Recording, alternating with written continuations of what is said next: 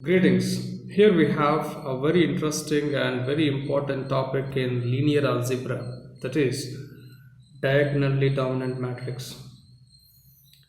If you want to solve a linear system with good rate of convergence, then that matrix must be a strictly diagonally dominant matrix. Yeah, for example, you see you have a linear system of equations. I have some system of linear equations, so on. So these are my equations, and so therefore I have system of linear equations. Okay, now we have many methods. For example, I can use Jacobi method. Yeah, first one, say I use Jacobi method for solving this linear system. Yeah, and also, for example, I can use we can go for Gauss Seidel method. Say Gauss Seidel method. Now using this, even you can solve this linear system of equations. Now, if we ensure, before we ensure something, now what you do, say you have system coefficients one side, and we show things like this. Yeah, constants on one side and system unknowns. I mean, whatever unknowns we are going to find, that is what a vector x here we have, and here we have a matrix of coefficients. So you have ax equal to be like this. All right, now if you would like to find this x with good convergence rate, then definitely you have to ensure that your matrix A or the augmentation whatever, that must be a strictly diagonally dominant. Now what is this strictly diagonally dominant condition? Is this, you see, for example, let's take a matrix A. Let us choose a square matrix for now. Say A11, A12, A13. Say A21, A22, A23. So A31, A32, and A33. Now, say you have a 3 by 3 coefficient matrix like this we have. Okay. Now there is a situation like this. Now let me put some conditions to ensure whether or not we have diagonally dominance. Okay, let's take like this. Those conditions are this way. So we have couple of conditions, or I can make a single condition straightforward, but we will make a couple of conditions here. So now I take like this: I greater than or equal to, say, sum j is running from say 1 to n Aij. Take its absoluteness. Now I is running from, say, you can take 1. Okay, I is running from say 1 to n, and this is greater than or equal to, we will take one more condition. Okay, take its absoluteness. Now let's go for Aii. Again I take its absoluteness. Now it's greater than, it is strictly greater than j is equal to 1 to n. Now say this is Aij. Now in this case, what we do, for at least one I, yeah, this I, for at least one I. Now what is happening with this? Now if you try to venture into this, about what about of this matrix, I mean these conditions, it's as follows. If you observe carefully, condition number 1, the same thing, of course, the same thing, we just remove the equality here. It is strictly greater than, right? If you see carefully here, this is strictly greater than. Okay, so this is strictly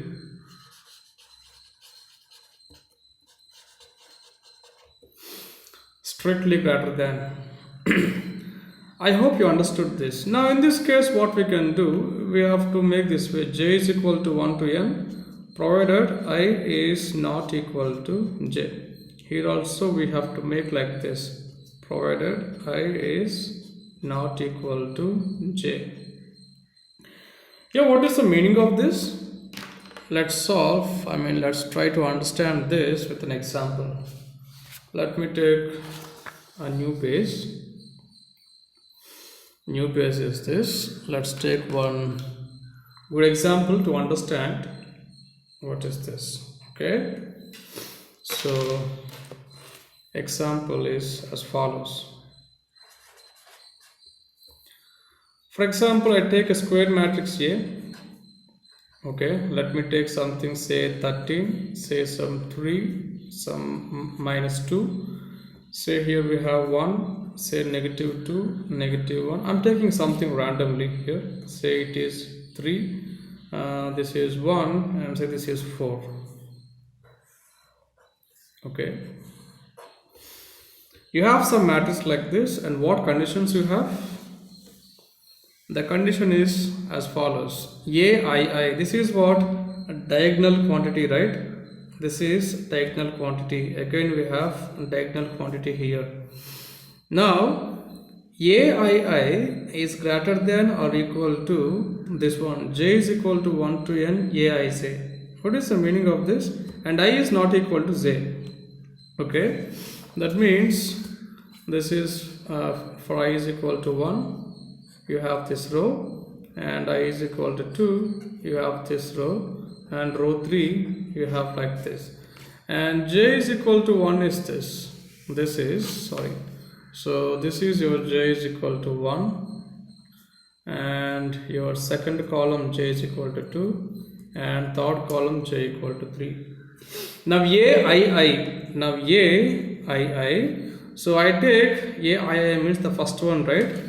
So in this case you see 13, you take its absoluteness. 13 is greater than or equal to sum of remaining things, 3 plus minus 2. Is it true? Yes, of course, this is true, right? This is true. It's satisfied here. Okay, that's the meaning of this condition. So j is equal to 1 to n. So j is equal to, in this case, 1 to 3. 1 to n, in this case here 1 to 3, I not equal to j. So this is what you have. Okay, the first one is this. Now I take for second one. Okay, the second one I is equal to 2. I go for second one now, and again I vary j. See, this is for I is equal to 2, this second row, and again I vary j. J is equal to 1 to n, in this case 1 to 3. Okay, so therefore now what do you have? Yeah, what do you have here? aii. See, in this case aii. Now we are in second row. So aii is what now? a22. This is what? a21. This element is a22. So therefore absoluteness minus 2 is greater than or equal to, say, 1 plus minus 1, sum of remaining elements. Okay, is it true? Of course. In this case it is equal, right? In this case it is greater than, but in this case it is equal to. So row 2, diagonal quantity of row 2 is equal to sum of remaining elements of this row 2. Diagonal quantity of row 1 is greater than sum of the remaining elements of this row 1. Now last one, what do you have? aii again. Again aii. Now in this case I equal to 3, right? So aii means a33. This is what? a33 component. So a33 component is what you have the condition greater than or equal to sum of remaining stuff here. See, j is equal to 1 to n. So sum of remaining stuff. So you have 3 plus, say, 1. Okay, so 4 is greater than this condition you have or equal to 3 plus 1. Is it true? Of course it is true. Again in row 3, the diagonal element is greater than or equal to this. So in this case, in row 3, this diagonal quantity is equal to sum of remaining elements in the same row 3. Okay. So now what is here condition number 2 we have? Condition number 2 is strictly greater than. Okay, strictly greater than. If it is the case for at least one I, see here, for at least one I means what? In this case we have three I's. See, in this case we have three I's. I is equal to 1, 2, 3. Okay. Out of three rows, at least one of the rows must satisfy. If that satisfies, this condition, second condition, that is strictly greater than, then you could say you have a matrix that is strictly diagonally dominant matrix. Yes or not? That's it.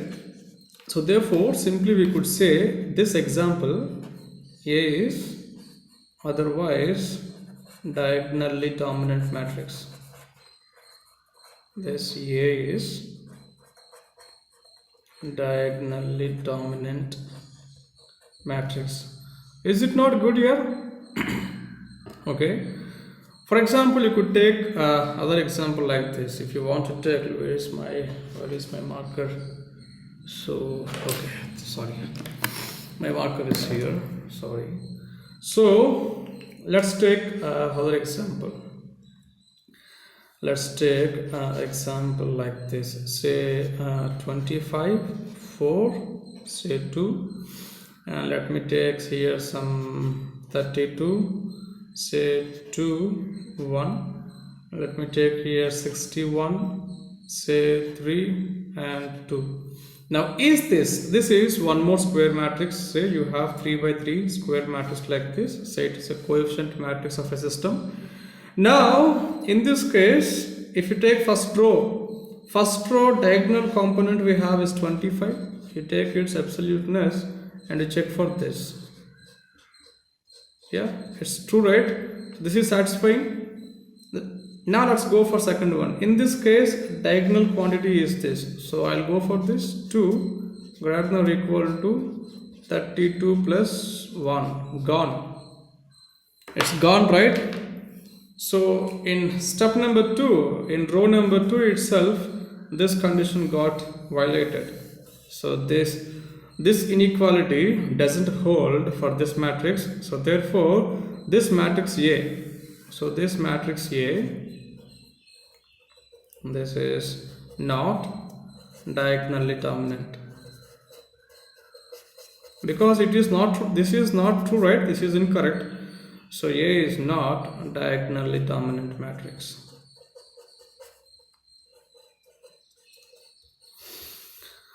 So therefore this is really important. Yeah, if you want to ensure convergence in solving a linear system of equations, say using Jacobi method or using Gauss-Seidel method, or you can use also Gauss elimination method. You know what, if you ensure given matrix like this, if you ensure given matrix is diagonally dominant without partial pivoting or complete pivoting, we can ensure convergence in solving a linear system of equations.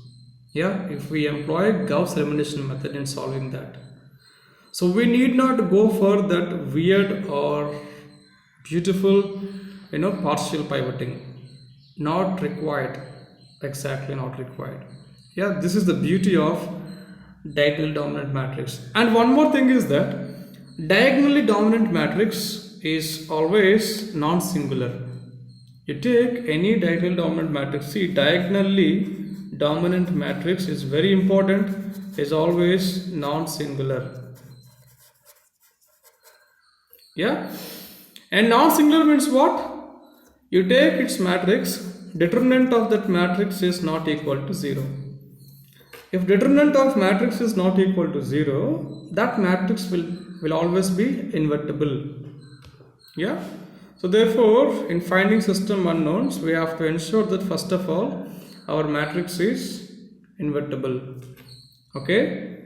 And of course, see, a numerical approach, if you have, I think, if you know about finite element methods, yeah, approximating analytical situations numerically, say with one of the techniques, that is finite element methods.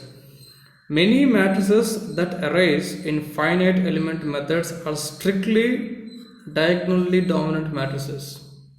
Many matrices. Okay. It's very important.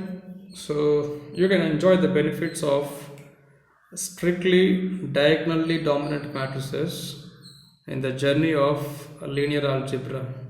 Yeah, thank you. Thank you for today.